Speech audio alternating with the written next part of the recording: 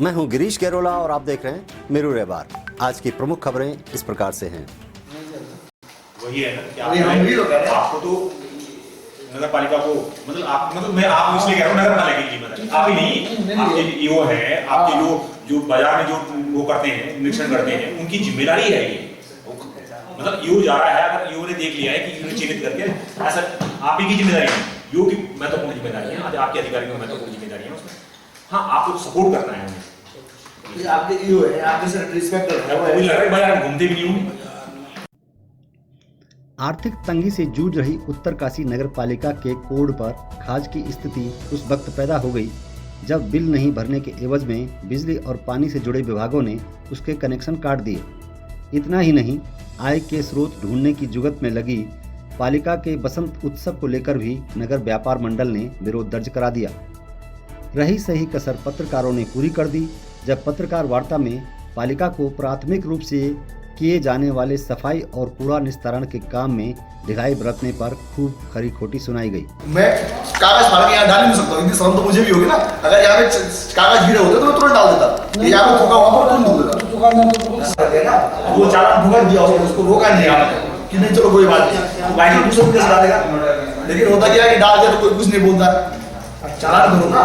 तो मैं तो पहले यहाँ पे आपकी चालान मैंने एक दिन पहले मीटिंग में बोला था हमारे यहाँ से तो अगर आपके घर से 3 दिन पूरा नहीं दिया गया ना, 3 दिन पूरा नहीं दिया, उस पूरे वाले को जो घर में आता है 4थे दिन आपका पहले चालान आता है कि 3 दिन आपने कूड़ा कहाँ डाला। घर में 3 दिन कूड़ा ना होना तो हो ही नहीं सकता। आपके घर में कूड़ा हुआ, लेकिन इसका मतलब आपने कहीं डाला है, 4थे दिन चालान पर्ची आती है। कोविड के चलते पिछले 2 साल से बंदिशें झेल रहे उत्तरकाशी जनपद वासियों को इस बार कोरोना गाइडलाइन में राहत मिलते ही नगर पालिका परिषद की तरफ से बसंत मेला तोहफे में दिया जा रहा है। आगामी 9 अप्रैल से 19 अप्रैल तक चलने वाला यह मेला उत्तरकाशी जिले के आज़ाद मैदान में होगा, जिसे रामलीला मैदान के नाम से भी जाना जाता है। पालिका अध्यक्ष की माने तो इस माघ मेले की तर्ज पर इसे भव्य स्वरूप दिया जाएगा। इसके लिए टेंडर प्रक्रिया भी संपन्न हो गई है। पिछले दिनों नगर के गणमान्य लोगों से मेले के आयोजन में सुझाव देने के लिए बुलाई गई बैठक में नगर व्यापार मंडल ने मेले को लेकर कड़ी आपत्ति दर्ज कराई। आरोप लगाया गया कि मेले में बाहरी जिलों से व्यापारी सस्ता माल बेचकर चले जाते हैं, जिससे स्थानीय व्यापार पर बुरा फर्क पड़ता है। जिसके जवाब में पालिका अध्यक्ष रमेश सेमवाल ने बताया कि पिछले 2 वर्षों से कोविड के चलते माघ मेला नहीं हो सका, जिसके चलते लोगों के मनोरंजन के साथ स्थानीय कलाकारों को मंच देने के लिए बसंत मेले का आयोजन किया जा रहा है। उन्होंने कहा कि वर्षा होने पर पूरी जमीन गीली होती है, अर्थात मेला होने पर जो भीड़ उमड़ेगी उससे नगर के सभी व्यापारियों को कुछ न कुछ लाभ जरूर होगा। इसके बाद भी यदि नगर के कपड़ा व्यापारियों को इससे आर्थिक नुकसान हुआ तो वे अगले वर्ष से इस मेले का आयोजन नहीं कराएंगे। व्यवसाय कई बात हुई है, टैक्सी चालक हों, मैक्सी चालक हों, बस चालक हों, ट्रक चालक हों, होटल वाले हों और ये अपने ढाबे वाले हों, परचून वाले हों, तो लगभग 99% लोग तैयार हैं कि मेला होना चाहिए। 99% लोग तैयार हैं कि मेला होना चाहिए। कुछ लोग जो आपने बात करी कि विरोध कर रहे हैं व्यापार लोग, तो उनको वो भी अपने भाई है और मैं नहीं चाहता कि उनको नुकसान हो, लेकिन उनकी एक मांग थी कि साहब हमें नुकसान होता है, लेकिन मुझे लगता नहीं नुकसान होता है, ये उनकी गलतफहमी में मानता हूँ। लेकिन जब बारिश होती है तो सब जगह गीला होता है। जब मेला होगा तो लोग आएंगे तो निश्चित तौर पर सब दुकानदारों को फायदा होगा, नुकसान होने का कोई सवाल नहीं होता। सबका कुछ ना कुछ बिकेगा, पर उनको लगता है कि हमारे कपड़े वाले दुकानदारों को नुकसान होता है। तो उसके लिए मैंने उनसे कहा कि आप इस साल मेला होने दो, अगर आपको नुकसान होता है हम इसकी पूरी तरह जांच कराएंगे। वास्तव में अगर किसी को नुकसान नहीं चाहता तो अगर नुकसान होता है तो मैं नहीं कराऊंगा इस मेले को।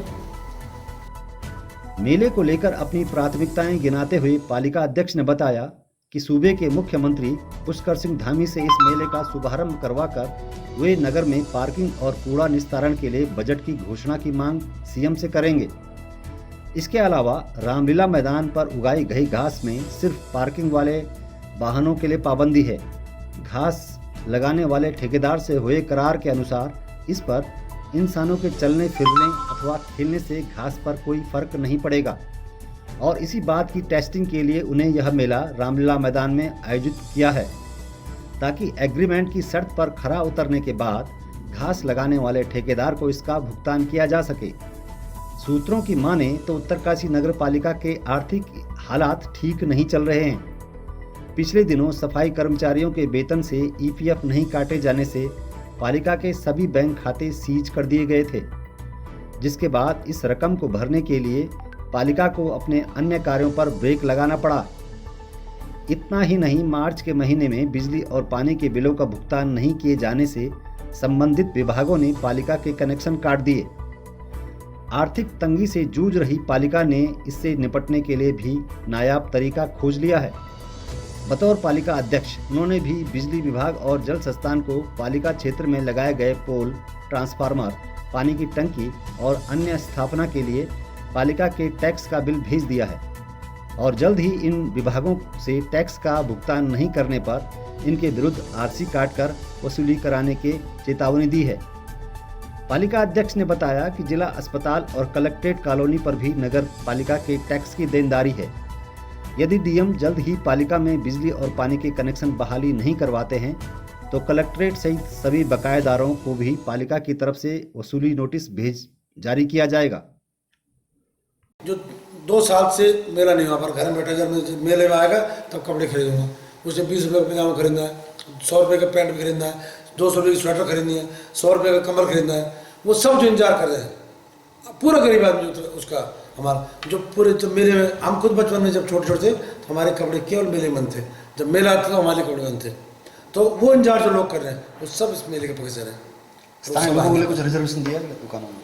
हाँ, मैंने 20% उनको बोला था व्यापार मंडल को कि 20% दुकानें मैं आपको कम दरों पे उपलब्ध कराऊंगा। 20%, 100 दुकानें बनाऊँ तो 20 दुकानें आपकी है, आप ढंग से उनको लगा लीजिए। ये भी हमने अनुरोध कर रखा है। हाँ, उम्मीद है कि 2-3 दिन में हमारी लाइट खुल जाएगी। क्या वजह क्या रही है? वजह ये रही कि हमारे पास 2.5 करोड़ बिजली का बिल था, लगभग 10-12 सालों का बिल था, और जब से हम आए हमने 25 लाख रुपये लगभग उसमें जमा भी किए थे बिजली विभाग वालों को। ये 2 साल से कोविड था, हम बिजली का बिल जमा नहीं कर पाए पूरा, इसलिए, और इतने ग्रांट इतने पैसे हमारे पास थे नहीं। तो कूड़े और पार्किंग को लेकर समस्या का समाधान कब तक होगा? क्या नहीं करेगा? हाँ, तो हम माननीय सीएम साहब से ये अनुरोध करेंगे कि जो उत्तरकाशी 2 धामों का पड़ाव है, यहाँ पर आज तक बस अड्डा नहीं है, और सबसे पहले उनसे अनुरोध करेंगे कि बस अड्डा यहाँ पर बनाएं। और दूसरा उनसे अनुरोध हमारा रहेगा सीएम साहब से कि जो माँ गंगा, जिसका उद्गम स्थल, जिसका मायका उत्तरकाशी से है, यहाँ आज भी माँ गंगा में कई गंदे नाले सीधा गंगा जी में जा रहे हैं। उसके लिए आप गंगा प्रदूषण इकाई को, जल निगम, किसी को भी धन मुहैया कराएं ताकि जो गंगा में सीधे गंदे नाले जा रहे हैं वो उनकी टेपिंग हो और गंगा स्वच्छ रहे। बिल दे देंगे, बिल नो नोटिस, कल बिल देंगे। अगर उन्होंने बिल पेमेंट नहीं किया, आपका लगभग कितना बन रहा है? बन जाएगा 1.5 करोड़। अच्छा, आप मतलब बराबर करना चाहते हैं? बराबर क्या करना चाह रहे हैं? उन्होंने दिया तो नहीं, हमने तो बिजली बिल नहीं दिया ना, उन्होंने भी टैक्स नहीं दिया। तो मैं इतनी रियायत करूँगा, सुनो, मैं इतनी रियायत करूँगा कि उन पर 20 साल टैक्स लगाऊंगा खाली। अध्यक्ष जी 150-2 करोड़ ना? अध्यक्ष जी कम से कम 2 करोड़ से ऊपर होता है। ये बदले की भावना नहीं है? क्यों? अगर वो ऐसा नहीं करेगी बदले की भावना नहीं है। मेरी बात सुनो, मैं उनसे पैसे अपने घर के लिए ले रहा हूँ, न पर्सनल। पालिका जिस संस्था में बैठा हूँ मैं अपने मैं जनहित के लिए कर रहा हूँ, और बिजली तो मेरे घर में सबके सारे चौराहों में चल रही है, तो जनहित का मामला है। उनको होना चाहिए था, कनेक्शन नहीं काटना चाहिए था, उनको कनेक्शन बिल्कुल नहीं काटना चाहिए था। वाट नहीं करनी चाहिए, मेरे घर पर बिजली चल रही है, पूरे शहर में चल रही है। वैसे बहा नहीं किया, अभी बहा नहीं किया ना, जो कनेक्शन काटे नहीं काटे तो लाइट लगाई नहीं है, तो अब उन्होंने बदली भावना नहीं हुई भी। और ये जो ये है कि अब हम ढूंढ रहे हैं कैसे हो। देखिए, ऐसा नहीं मेरे पैसे घर से देने, ऐसे ना, ऐसे कि मेरे घर में बिजली चल रही है, बिजली सार्वजनिक हित में चल रही है। आम आदमी परेशान हो ना, आम आदमी काट पे अलग चीज़ है यार, सार्वजनिक चीज़ नहीं काटनी चाहिए, ये उनकी गलती है ना। सस्ते लोग पूरे चक्कर में मर जाते हैं, जैसे लोगों से सरकारी विभागों को छूने से कोई लोग नहीं होती है, बिजली विभाग को तो जा रहा है, लेकिन वो ये नहीं देख रहा है कि हाउस टैक्स है ना भाई, क्यों लगाया किसी ने हाउस टैक्स लगाया था? किसी विभाग में लगाया, बिजली की तो सोचे नहीं किसी ने लगाने की। मैं तो जिस दिन आया सोचता था कि बिजली कैसे टैक्स लगेगा भाई, बिल 1 करोड़ रुपये का आपका फिगर है भाई जी, आपको पता ही नहीं कि आप कितना सरकारी विभागों ने कितना हाउस टैक्स देना है। आपको तो आंकड़ा रखना चाहिए था आज तक कि हमारा तो 1.5 करोड़ कनेक्शन कार्ड है, हमारा 5 करोड़ बैलेंस है। माननीय खत्री जी, आज इतने सालों में किसी ने बिल ही नहीं दिया, कि उनको जनरेट ही नहीं किया, डिमांड ही नहीं की, तो आज तक लाइट किसने काटी नहीं?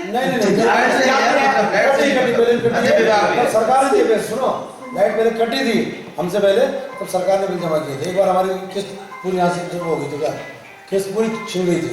लेकिन हमसे पहले किसी से हमें तो जब हम आए तो हमने सोचा कि यार हम कैसे कर सकते हैं। जिस दिन आपकी लाइट गिरी ना उसी दिन आपको पूरा होमवर्क कर देना चाहिए। तो सरकार ने हमारे कितना पैसे देना सरकार को पूरा आंकड़ा हमारे सामने रखा। वही है ना कि आप